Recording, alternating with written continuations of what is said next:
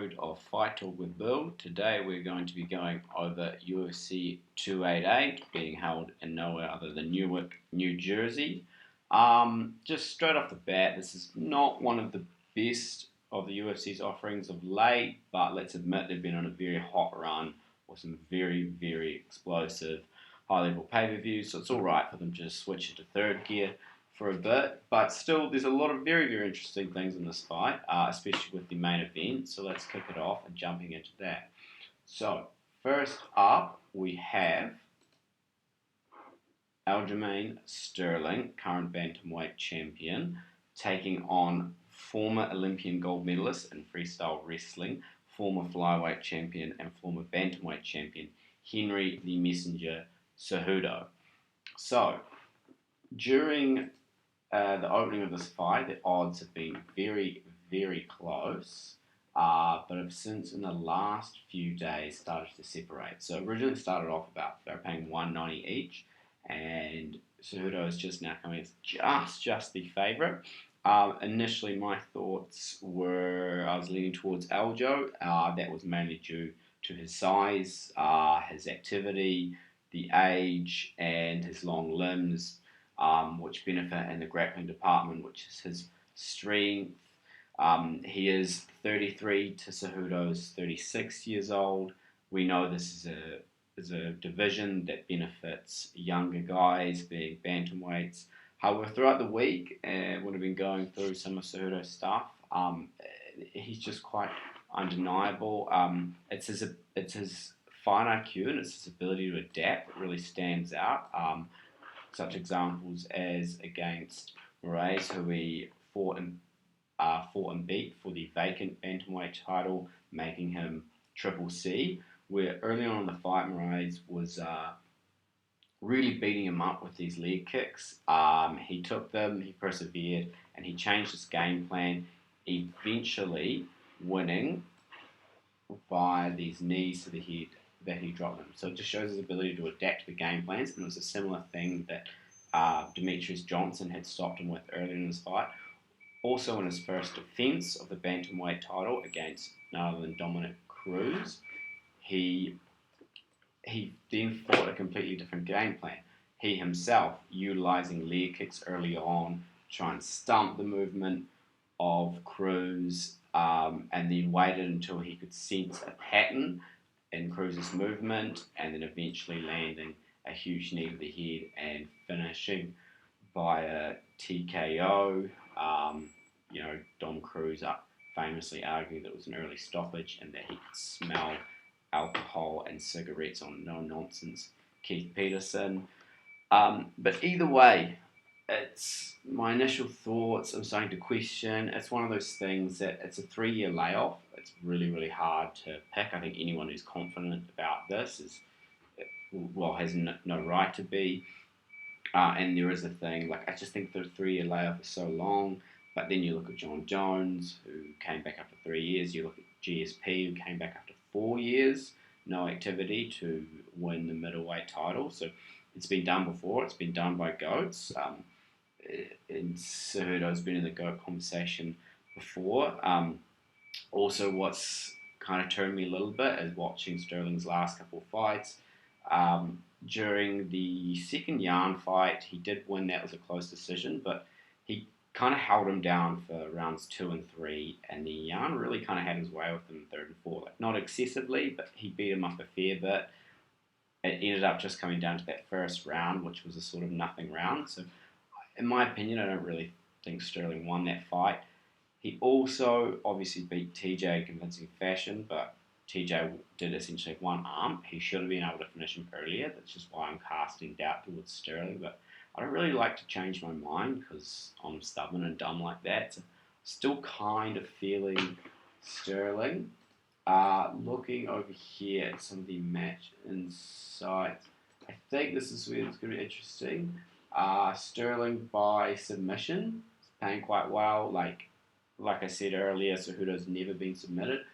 That is his probably best way to victory if he's getting a finish. That is obviously there's more likely the points. Cejudo by KO TKO is paying fairly well for something that's quite realistic. He could learn the pattern of Sterling's awkward striking and eventually land something big. Sterling does have a tendency to kind of put his head down and duck when he's under fire. So there's a few interesting insights there. I, I just can't pick this one. I'm leaning towards Sterling, so I'm probably going to chuck some money on that. It's also a bit of an emotional hedge because despite the cringe, I kind of like Triple C. He kind of embraces it. I did just watch the press conference for this, and a lot of people were arguing it will be one of the most cringe press conferences ever, and it certainly delivered on that. It was absolutely awful. I felt like I needed to go take a bath afterwards. It was that cringe. Bilal even really brought the cringe, which is interesting. I think he's trying to turn heel. So yeah, but speaking of Bilal, on to the co-main event where we have Bilal, remember the Haim Muhammad, taking on Gilbert Durinho Burns. A bit of background that will make this interesting is it's short notice for both guys, which could work against them or for them.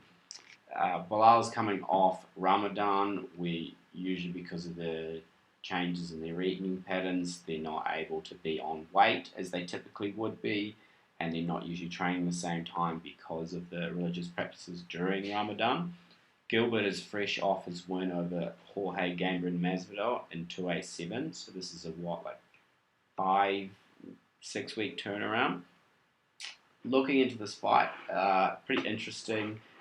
As we know, Bilal is a classic wrestler, and Gilbert Burns is a brawler / very, very slick BJJ artist on the ground. I have a feeling that Bilal may not want to wrestle. He usually wrestles and blankets his opponents. However, Gilbert's very dangerous on the ground, so he's probably going to be wanting to avoid that, as well as the fact that he had so much success in his last fight against Sean Brady, eventually winning by standing TKO. However, what I did notice in that fight against Brady is he took a lot of shots early on. He eventually sort of outworked Brady, and then whose output slowed down. But Brady was definitely winning most of the exchanges. Bilal was able to just sort of take those shots, keep going, and outwork him. However, Burns throws really hard, and his striking's getting really, really good. As we can see in his last fight against Jorge, he was really hammering some straight rights, and I just don't think Bilal's going to be able to eat them like he did with Brady, but he might think he's able to. So for that reason, as well as the fact that Burns, I personally think has more ways to win, I'm leaning towards Burns. It's a 5-round fight, so chances of decision are lower, but I don't think anyone's going to get finished in the first 3. I think it's going to be Gilbert winning either by sub, maybe in the 4th or the 5th. So that's where I'm leaning at the moment. So it's about all of really high interest for the main event. Like I said, it's fairly scarce offerings. We do have Movsar Evloev taking on Diego Lopez. So this is a late replacement fight for, like I said, Charles Oliveira, Benito Dariush, which was supposed to be originally on this card. But Movsar Evloev and Diego Lopez is both coming in at short notice. It was originally supposed to be MMA's favourite flat earther, Bryce Thug Nasty Mitchell, taking on Jonathan Pierce. Jonathan Pierce had to pull out. Movsar Evloev jumped in. Then Bryce Mitchell had to pull out due to injury. So now we have these two.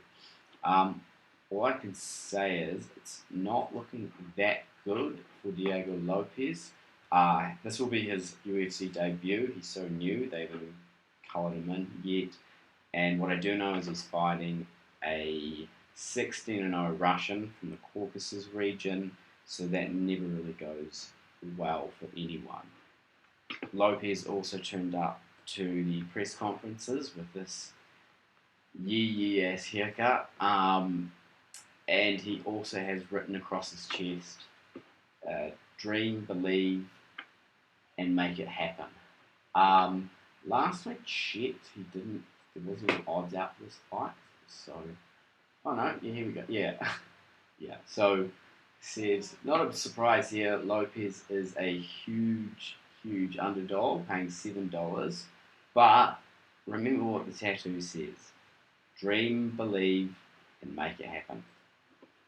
Dream, believe, and make it happen. Right, but that is not all, because we have the feature prelim fight: Drew Dober versus Matt Steamroller Frivola. A lot of people have been complaining about how this card the is not on the main event.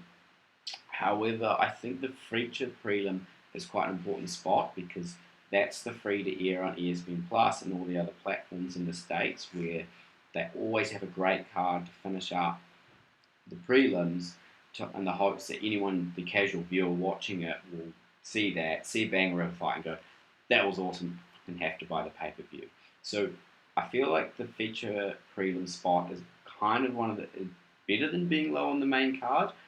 That's where you're going to see some of your best fights. So Matt Frivola, I implore you to go back and watch his last 3 fights. Trust me, it will not take long, and all 3 of them are pretty much action non-stop, pillar to post.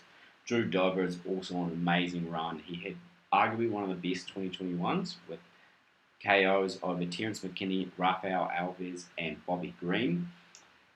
So with Matt Frivola in all his fights, he pretty much just comes straight out brawling, leaves it all out there in the first round. Drew Dober can take shots like nothing else. I think Matt Frivola's going to land a lot of shots early, which Dober will just take with that absolutely amazing padded chin of his, and then we'll go on to knock him out. Lines, I think, are interesting for that. Let's just look here. Yeah, here we go. What have we got? Yeah, so Dober by KO is paying heaps, as it should, but I reckon it's going to be a quick one. I reckon, yeah, Dober first to second KO. I'm probably going to spam that. That's my top tip. That's going to be a banger. Do not miss that one. As far as the rest of the card, not anything huge. There's Conor Gracie, who is a BJJ specialist who trains with Nate Diaz. He's part of that Nick Diaz army. He's been sort of thugging around the press conferences and stuff. We've got Kennedy. He's I've watched a couple of his last fights. Quite exciting. Rest there is not huge, but also if you are interested, over at One Championship, we have the trilogy fight between Demetrius Johnson and Adrian Moraes. In their first outing, Moraes KO'd Johnson by knee to the head. Then Demetrius Johnson KO'd Moraes via knee to the head. So pretty exciting rubber match here. DJ sort of hinted that it might be his retirement fight, it might not. Also in that card is Rod Tang, who I don't really follow Muay Thai, but I feel like he's the most well-known Muay Thai guy out there I've heard. So that's all for this weekend. Cheers for watching, guys. Get out there, make your picks, and I'll see you next time.